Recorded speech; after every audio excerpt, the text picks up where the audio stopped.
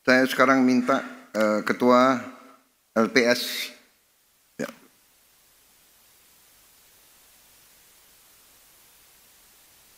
Karena waktu tadi sudah banyak diambil Ketua dan Anda hanya punya 2,5 menit.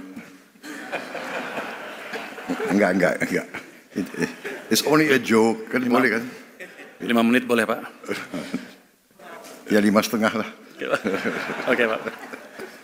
Izin Bapak Presiden. Assalamualaikum warahmatullahi wabarakatuh. Yang terhormat, enggak usah yang terhormat lagi. Langsung aja. Iya Pak, lanjut Pak. Jadi hadirin sekalian, kalau udah banyak ekonom presentasi, ekonom yang terakhir pasti keadaannya konyol. Karena semua bahan sudah dipresentasikan. Tapi saya akan coba melihat dari angle yang berbeda. Saya di LPS, saya concern terhadap prospek ekonomi kita ke depan. Karena kalau ekonominya memburuk, maka saya ke depannya akan kerja lebih keras. Jadi saya monitor terus kondisi ekonomi, dan triwulan keempat tahun lalu, saya sempat terkejut. Karena kondisi sepertinya memburuk. Kalau kita penjualan mobil, penjualan motor negatif, terus penjualan retail juga kontraksi, semen kontraksi, PMI manufacturing turun ke level di bawah 50. Saya pikir 2025 kita akan susah. Laju pertumbuhan dana pihak ketiga juga turun ke 4,5%. Untuk saya mengkhawatirkan karena income LPS akan turun. Tapi untungnya di bulan Januari tiba-tiba pertumbuhan DPK positif 5,5 menuju 6%, menuju level normal lagi. Jadi ada pembalikan di sana. Saya jadi concern, curious, apakah ini terjadi di across the board. Saya lihat penjualan otomotif sudah mulai positif tuh. Di bulan Februari 4% untuk sepeda motor, mobil 2,2%. Jadi ada pembalikan arah ekonomi. Kita lihat lagi retail juga yang gambar yang tengah atas itu sudah mulai positif tumbuhnya.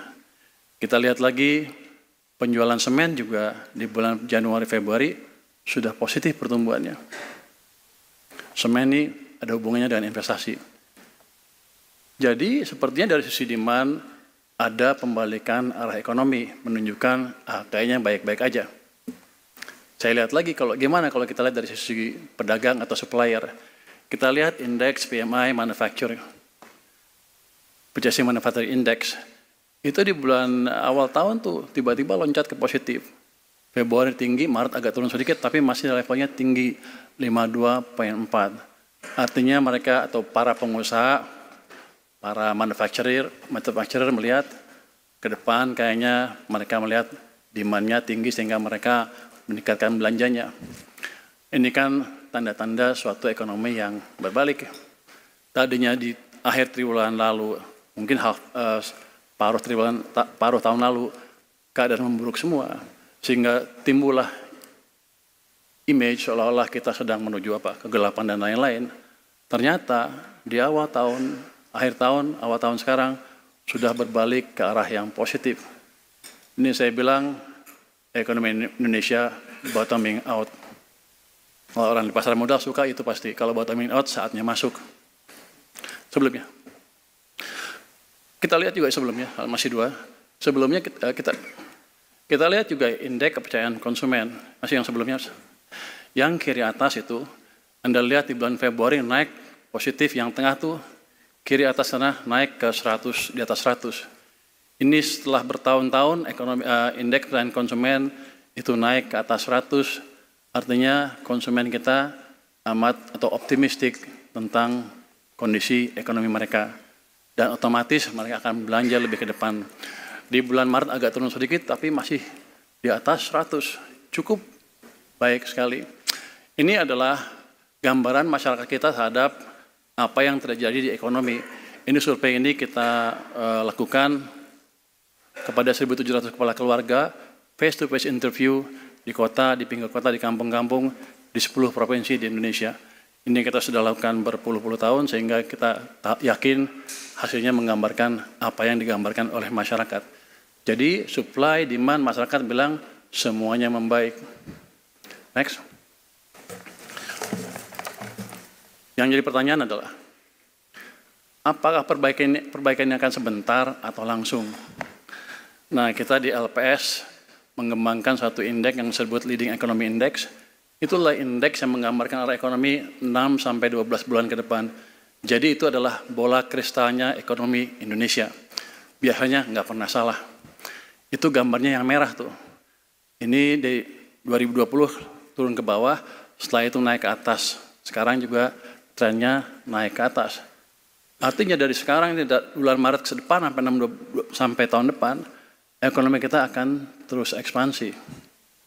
Ada yang bilang sekarang seperti 97-98. Anda lihat tuh 98 tuh merah turun dalam, 2008 juga turun dalam, 2020 turun dalam.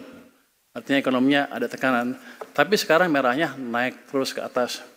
Artinya ekonomi kita akan ekspansi terus. Kalau Anda lihat turun-turunnya itu sekitar 10 tahun sekali. Kita mulai ekspansi, mulai lagi tahun 2020 harus sampai 2030 kita masih aman. Kalau saya plot,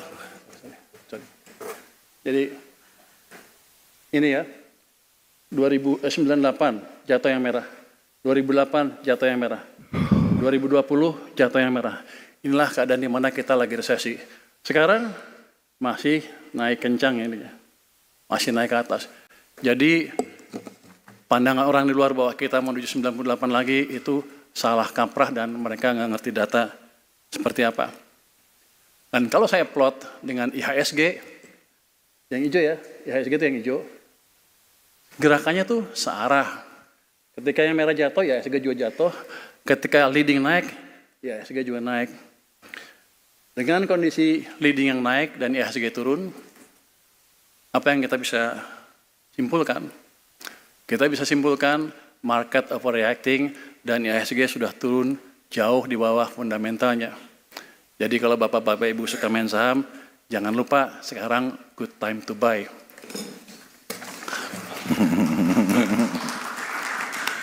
Next ya, berikutnya. Pasti Bapak-Bapak Ibu berpikir bahwa itu si Purbaya aja ekonom ngomongnya suka-suka dia pakai data-data dan nggak jelas. Oke, itu kan kata saya. Saya survei masyarakat kita, apa kata mereka? Tadi dari indeks kita, ini survei yang sama ya. IKK naik cukup kencang ke atas. Artinya masyarakat puas terhadap ekonomi. Tapi gimana tentang program-program pemerintah? Apakah mereka merasakan? Dari survei yang sama, kita buat indeks yang disebut indeks kepercayaan konsumen terhadap pemerintah, IKKP yang warna hijau ini. Itu sebetulnya indeks kepercayaan kita bilangnya ke pemerintah, tapi sebenarnya Pak Presiden itu kepercayaan kepada Pak Presiden. Kita sudah survei ini 25 tahun lebih, kita sudah bisa kalibrasi, kalau indeksnya di bawah 100, yang hijau ya, masyarakat nggak suka ke presidennya. Di bawah 90 akan banyak demo, di bawah 85 demonya akan ramai dan mungkin terjadi pergantian kekuasaan. Tapi sekarang, saya pikir tadi juga akan jatuh tuh. Karena saya terkontaminasi TikTok, Instagram, beritanya negatif terus. Saya pikir, rakyat nggak suka sama presiden. Tapi setelah saya baca surveinya, kelihatan sekali, di akhir tahun 2024 dan sampai sekarang, itu indeksnya naik ke level yang tertinggi. Di level yang tertinggi, sepanjang survei ini dijalankan. Jadi artinya apa?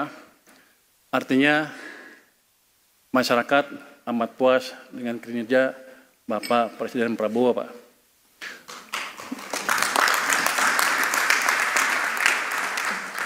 Artinya apa lagi?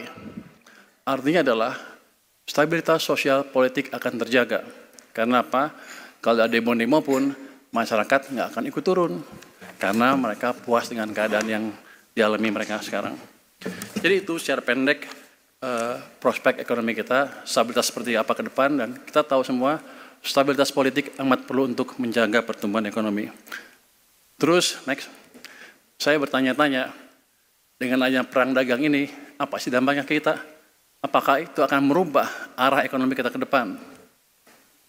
Saya coba iseng cari deh, data ke Amerika seperti apa sih. Ini cuma HS 2 digit ya. Saya plot itu, yang kolom A itu gambarkan persen share ekspor produk komoditas kita ke Amerika Serikat dari yang tinggi ke yang rendah. Itu HS 85, electrical machinery, 61 articles, footwear, 64 dan 62 artikel itu 1, 2, 3, 4 itu saya lihat dulu. Sama semuanya. Terus saya cari kompetitornya siapa aja sih? Cina, Meksiko, Vietnam. Cina, Vietnam, Kamboja. Cina, Vietnam, Italia. Cina, Vietnam, Bangladesh. Itu semua. Jadi daerah kita ini, di daerah Asia ini, musuh kita Cina, Vietnam, Kamboja, Bangladesh, kira-kira itu. Sampai ke bawah. Nah, kalau keadaan seperti itu, next.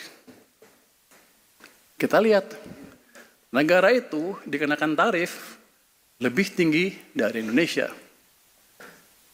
Tadi Pak Erlangga sudah menyatakan hal itu, Bu Sri Mulyani juga, Pak Luhut juga sedikit. Tapi mereka malu-malu, nggak berani bilang apa sebenarnya yang terjadi ke kita. Apakah kita rugi, apa untung? Kalau saya lihat ini, saya untung. Trump membantu daya saing produk kita di Amerika. Itu first impact-nya. Kalau itu diketahui pasar, investor-investor di pasar, mereka nggak akan panik, malah untung. Kita akan lebih bagus lagi. Jadi mungkin ini hasil diplomasi Pak Luhut mungkin Pak. Ini bantuan tersembunyi Trump untuk Indonesia sebetulnya. Kalau kita melihat dari sisi positifnya. Jadi itu kita nggak usah takut. Kita malah untung. Kalau gitu strategi negosiasinya seperti apa? Diamin aja. Tapi kita harus waspada. Jangan sampai Vietnam dapat 0% itu. Itu utamanya. Ceteris paribus, kita untung. Nggak usah takut. Jadi itu, next. Terus seandainya global ekonomi kacau balau, apa kita harus takut juga? Enggak juga. Kenapa? Saya orangnya optimis banget ya, semuanya nggak apa-apa lah. Tapi kalau kita lihat datanya, kita lihat di situ. Domestic demand kita itu adalah pengeluaran konsumsi 63,36%, ditambah lagi dengan pembentukan modal tetap bruto atau investasi, itu adalah sekitar 32%. Kira-kira hampir 90% lebih, 95%. Let's say kita hitungnya ekspor aja deh. Excluding ekspor kita masih 75%. Kalau kita jaga domestic demand kita, global marit biar aja. Jadi langkah kebijakan yang saya lihat dari Pak Prabowo tadi dan Bu Sri Mulyani kelihatan sekali, kita memang menjaga domestic demand. Itu saya pikir langkah yang tepat sekali. Jadi santai aja kalau global marit. Nggak usah takut. Karena domestic demand kita kuat, dan selama kita menjaga itu, kita akan tetap tumbuh dengan baik. Artinya, pasar atau pemain di pasar, nggak usah terlalu khawatir. Ini ada dari IPB, dari IC, Pak Iskandar, itu tolong disebarkan ke pasar bahwa itu yang terjadi sebetulnya. Kalau saya ngomong ke pasar kan orang susah ngertinya. Kalau Anda kan ekonom gampang menjelaskan ke pasar. Atau Anda menduga saya juga ngibul? Enggak ya. Terus, bagaimana sebetulnya kondisi domestic demand kita sekarang? Apakah sedang jatuh, apa enggak? Next. Ini Pak Gubernur BI berperan besar, OJK, Menteri Keuangan, untuk menjaga stabilitas sektor keuangan sehingga fungsi intermediasi kita bisa berjalan terus. Next. Kita lihat pertumbuhan kredit tadi dibilang double digit. Tapi yang paling penting saya lihat itu yang merah, itu kredit investasi naik ke level sekarang 14,62%. Itu level yang tertinggi, di level kira-kira tertinggi selama berapa tahun terakhir.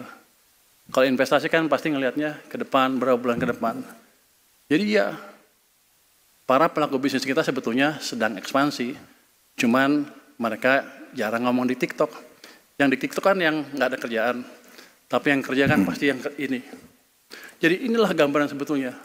Ekonomi kita sedang ekspansi, kira-kira global turbulensi masalah perang tarif juga mungkin kita malah diuntungkan. Jadi prospek ekonomi kita bagus. Kalau Anda tadi suka main saham, masuklah sekarang sebelum terlambat. Mungkin demikian Pak update dari LPS. Terima kasih. Wassalamualaikum warahmatullahi wabarakatuh.